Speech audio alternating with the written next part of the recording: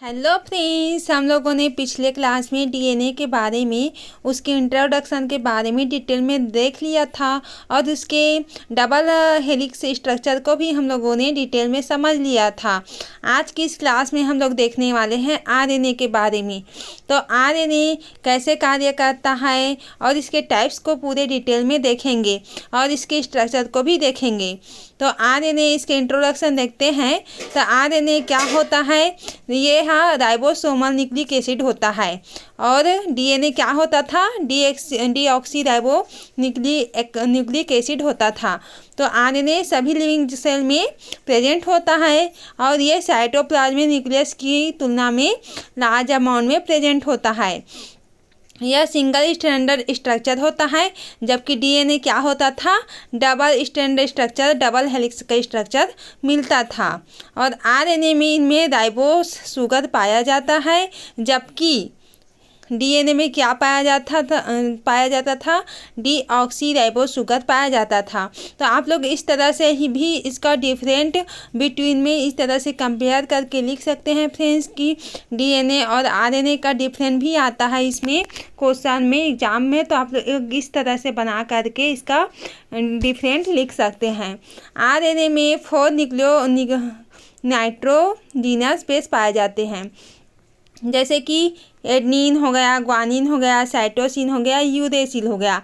जबकि डीएनए में क्या पाया जाता था? एडनिन, ग्वानिन और थाइमिन, साइटोसिन पाया जाता है। जबकि आरएनए में थाइमिन के जगह में क्या आ गया है? वे यूरेसिल आ गया है। तो आप लोग इस बात का ध्यान जरूर से रखना कि वहाँ पर थाइमिन था डीएनए में और यहाँ पर थाइमिन के जगह में यूरेसिल है आरएनए में। अब हम लोग देखने वाले हैं टाइप्स ऑफ आरएनए को, types and structure of RNA.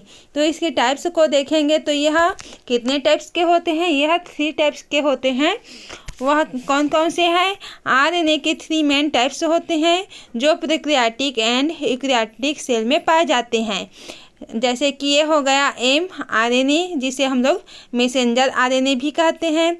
T RNA, जिसे हम लोग क्या बोलते हैं? ट्रांसफर आरएनए कहते हैं। और आर आरएनए, जिसे हम लोग राइबोसोमल आरएनए बोलते हैं।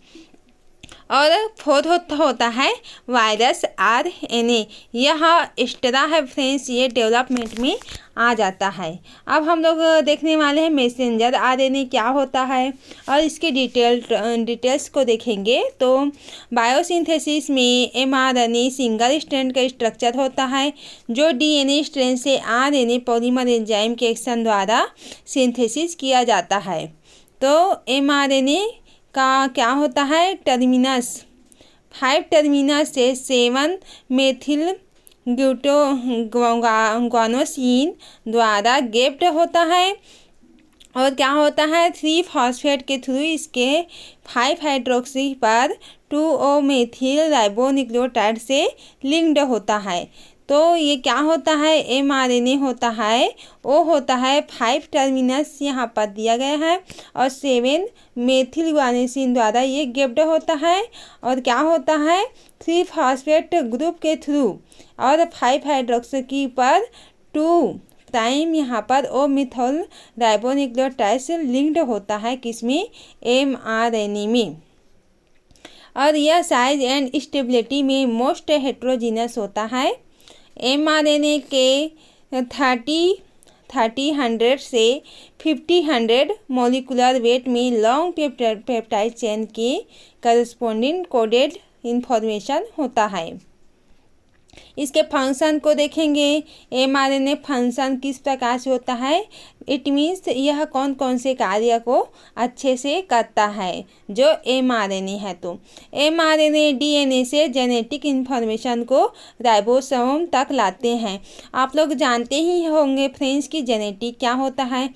जेनेटिक जिसमें जीन प्रेजेंट होता है, जीन जो माता पिता के जीन से एक पीढ़ी से दूसरे पीढ़ी में जेनेटिक का ट्रांसफ़र होता है। तो जिसमें आरएनए में डीएनए से जो जेनेटिक इन्फॉर्मेशन होता है उसका नोटिफिकेशन या मैसेज या संदेश जो भी होता है इन्फॉर्मेशन को वो क्या करता है, राइबोसोम तक लाता है। कौन? एमआरएनए। डीएनए से राइबोसोम तक लाने का कार्य कौन करता है? आरएनए, एमआरएनए करता है। क्योंकि नाम में ही दिया गया है friends messenger, means it means ये मैसेज को ट्रांसफ़र करता है। डीएनए से राइबोसोम तक मैसेज को ट्रांसफ़र करेगा, जिसे हम लोग एमआरएनए कहेंगे, जो कि सेल में प्रोटीन सिंथेसिस का साइट होता है। और क्या होता है? एमआरएनए का कोडिंग सीक्वेंस प्रोटॉन में अमीनो एसिड सीक्वेंस को डिटरमाइन करता है। अब हम लोग जानेंगे टीआरएनए। टीआरएनए क्या होता है? इसका फुल फॉर्म होता है ट्रांसफर आरएनए। अब टीआरएनए को देखेंगे तो ट्रांसफर आरएनए भी कहते हैं इसको, और टोटल सेलुलर आरएनए मॉलिक्यूल्स का 10 से 20% होता है। जो सेलुलर आरएनए पाया जाता है उसका कितना परसेंट होता है? 10 से 20% इसका होता है टीआरएनए जो होता है। टीआरएनए प्रोटीन सिंथेसिस के लिए क्या होता है? रिएक्टिव अमीनो एसिड राइबोस तक ट्रांसफ़र करता है। हम लोग देखे थे कि मैसेंजर आरएनए क्या करता था? डीएनए से राइबोसोम तक मैसेज को ट्रांसफ़र करता था, जबकि टीआरएनए क्या करता है? प्रोटीन सिंथेसिस के लिए रीएक्टिवेटेड अमीनो एसिड को राइबोस तक ट्रांसफ़र करता है। तो यहाँ पर भी ट्रांसफ़र हो रहा है, लेकिन स्पेस का डिफरेंट आ रहा है। उसमें क्या हो रहा था? डीएनए से राइबोसोम में ट्रांसफ़र हो रहा था, और इसमें क्या हो रहा है? प्रोटीन सिंथेसिस करवाने के लिए यहाँ क्या होता है? रिएक्टिव अमीनो एसिड का राइबोस जो होता है वहाँ पर ट्रांसफ़र करता है टीआरएनए। यहाँ सोल्यूबल आरएनए होता है जो कि क्या करता है? सुपरनेंट आरएनए तथा एडेप्टर आरएनए भी ये कहलाता है। जो टीआरएनए है वो क्या क्या कहलाता है, इसे क्या क्या और नाम से हम लोग जानते हैं? तब होता है सोल्यूबल आरएनए होता है, और सेकंड होता है सुपरनेंट आरएनए, और इसे और क्या जानते हैं, किस नाम से जानते हैं? एडेप्टर आरएनए के नाम से भी इसे जानते हैं टीआरएनए को। इसका मोलिकुलर वेट को हम लोग देखेंगे तो टीआरएनए का मोलिकुलर वेट क्या होता है? 15,000 से यह होता है 13,000। तो आई होप आप लोगों को इतना क्लियरली समझ में आ गया होगा। अब हम लोग देखेंगे इसका आगे। इसके प्रत्येक सेल में कम से कम 20 टीआरएनए मॉलिक्यूल क्या पाया जाता है, इसमें ज़रूरी से पाया जाता है। इसमें 20 टीआरएनए प्रत्येक सेल में पाया ही जाएगा, इतना कंफर्म है। इससे कम नहीं पाया जाता है। कम से कम 20 टीआरएनए सेल में प्रेजेंट होना चाहिए। 20 में से प्रत्येक टीआरएनए प्रोटीन सिंथेसिस के लिए रिक्वायर्ड होता है, और यह प्रोकैरियोटिक सेल में स्टेबल एंड यूकैरियोटिक सेल में लेस स्टेबल होता है। क्या होता है? प्रोकैरियोटिक सेल में क्या होता है? यह मोर स्टेबल होता है, जबकि यूकैरियोटिक सेल में लेस स्टेबल होता है।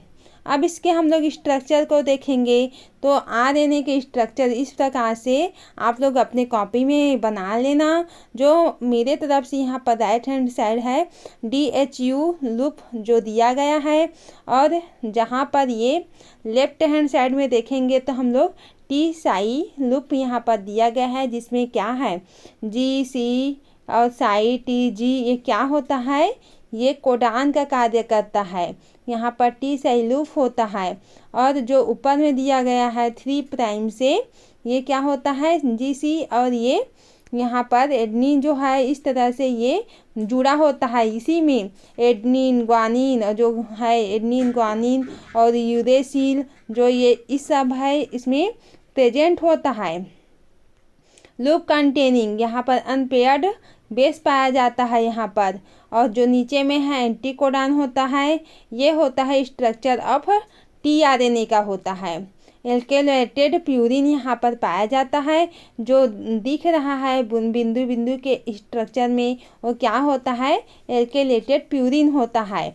और यहाँ पर राइट हैंड साइड में हम लोग DHU लूप को देख लेते हैं यहीं पर। और ये टोटल जो दिया गया है एडनिन यहाँ पर जो बॉन्ड लगा हुआ है और DHU लूप को मिला के हम लोग क्या बोलते हैं, इसे region of hydrogen bond between base pairs. ये बेस पेयर होता है दोनों। तो आई होप आप लोगों को यह स्ट्रक्चर क्लियरली समझ में आ गया होगा। आप इसी प्रकार से स्ट्रक्चर को बना लेना ताकि आप लोगों को अच्छे से अच्छे नंबर मिल सके। अब हम इसके आगे पार्ट को देखते हैं।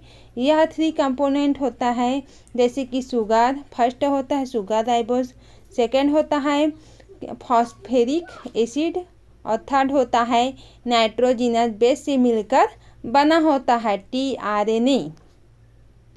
यह 13 से 15 न्यूक्लियोटाइड यूनिट कंटेन करता है और tRNA के 5 आर्म होते हैं।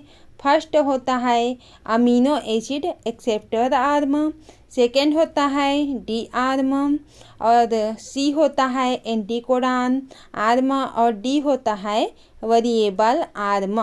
और जबकि 5 होता है वो होता है टी आर्म। तो 5 इसमें आर्म पाया जाता है tRNA का, जो अभी हम लोग देखे हैं।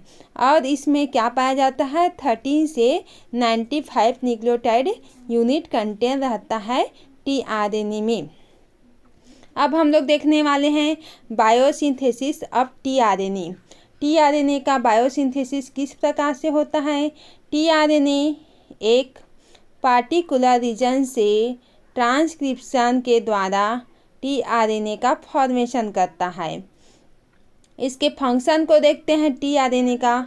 यह अमीनो एसिड से पूल से स्पेसिफिक एक्टिवेटेड अमीनो एसिड को साइटोप्लाज्म में ट्रांसफ़र करता है।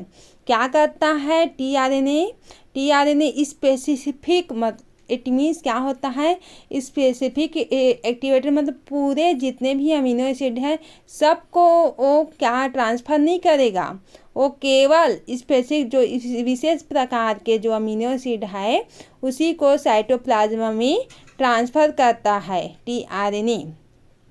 और किसके थ्रू ट्रांसफ़र करता है, अमीनो एसिड पूल से ये ट्रांसफ़र करता है। स्पेसिफिक एक्टिवेटेड अमीनो एसिड को साइटोप्लाज्म में ट्रांसफ़र करने का कार्य करता है जो tRNA होता है। फिर यह क्या करता है, साइटोप्लाज्म से राइबोसोम में ट्रांसफ़र कर दी जाती है। अब यह साइटोप्लाज्म में ट्रांसफ़र हुआ अमीनो एसिड। अब साइटोप्लाज्म से अमीनो एसिड आया और साइटोप्लाज्म में से अब किस में जाएगा, राइबोसोम में ट्रांसफ़र होगा। अब राइबोसोम से जिससे क्या होता है, राइबोसोम में ही रहकर अमीनो एसिड जो है वो राइबोसोम में प्रेजेंट हो जाता है। फिर इसी के थ्रू जिसके कारण प्रोटीन सिंथेसिस का कार्य होने लगता है। यह राइबोज एंड mRNA पर प्रेजेंट कोडान को भी पहचानते हैं। राइबोसोम किसमें पाया जाता है, mRNA पर स्थित कोडान को ही क्या करता है, tRNA होता है वो पहचानने का कार्य करता है कि यह क्या है, कोडान जो है कि राइबोसोम है कि mRNA है, पहचानने का काम कौन करता है, tRNA उसमें स्थित प्रेजेंट। तो अब हम लोग देखेंगे, आई होप tRNA mRNA आप लोग को क्लियर हो गया होगा। tRNA एंड mRNA का डिफरेंस भी आप लोगों को पता चल गया होगा। अब हम लोग देखने वाले हैं राइबोसोमल RNA। यह क्या होता है, यह राइबोसोम में प्रेजेंट होता है। इट मीन्स आपको नाम से ही क्लियरली समझ में आ गया होगा फ्रेंड्स, राइबोसोमल इट मीन्स होता है कि राइबोसोम में प्रेजेंट होगा, अतः यह राइबोसोमल RNA कहलाता है। यह टोटल सेलुलर RNA मॉलिक्यूल का 18% कंसिस्ट करता है, जबकि यहाँ पर क्या करता था, यहाँ पर करता था 10 से 20% का करता था। जबकि यहाँ पर क्या करता है, राइबोसोमल में 80% कंसिस्ट करता है आरएनए मॉलिक्यूल। तो स्ट्रक्चर हम लोग देखेंगे इसके। यह सिंगल स्टैंडर्ड पॉलीन्यूक्लियोटाइड चेन होता है। कुछ कारण ये वे स्वयं ट्विस्टेड होकर डबल हेलिक्स फॉर्म करते हैं। इनमें कॉम्प्लीमेंट्री बेस पेयर नहीं होते हैं, जबकि टीआरएनए में बेस पेयर था और हम लोग उसको देखे भी थे, उसमें 5 आर्म भी प्रेजेंट था। अब इसमें राइबोसोमल आरएनए में बेस पेयर एब्सेंट होगा। इनमें क्योंकि इनमें क्या होता है, प्यूरिन एंड पिरामिडिन की नंबर क्वांटिटी की नंबर क्या होती है, प्यूरिन एंड पिरामिडिन की नंबर क्वांटिटी होती है। टाइप्स को देखेंगे, जो राइबोसोमल आरएनए होता है उसके टाइप्स को देखेंगे। इसके सेडिमेंटेशन COFacient के अकॉर्डिंग ये क्या होता है, 7 टाइप के होते हैं। फर्स्ट होता है 20S rRNA और बी होता है 18 और यहाँ पर 18 से 5 rRNA और सी में है 5 से 8 5 से rRNA, डी है 5 से 6 RNA। तो इस प्रकार से ये इतना है, ये यूकैरियोटिक सेल में प्रेजेंट होगा। जबकि राइट हैंड साइड में जो दिया गया है 23S RNA और 16S RNA, तो ये और 5S RNA ये किस में प्रेजेंट होगा, ये प्रोकैरियोटिक सेल में प्रेजेंट होगा। सिंथेसिस को देखते हैं। यह डीएनए से ट्रांसक्रिप्शन द्वारा सिंथेसिस किया जाता है। फंक्शन, इसका फंक्शन किस प्रकार से होता है, जो राइबोसोमल है उसके फंक्शन को हम लोग देखेंगे। इसका फंक्शन क्लियरली ज्ञात नहीं होता है, बट यह माना जाता है इसमें कि यह प्रोटीन सिंथेसिस में मेजर रोल प्ले करता है, जो आरएनए होता है वो।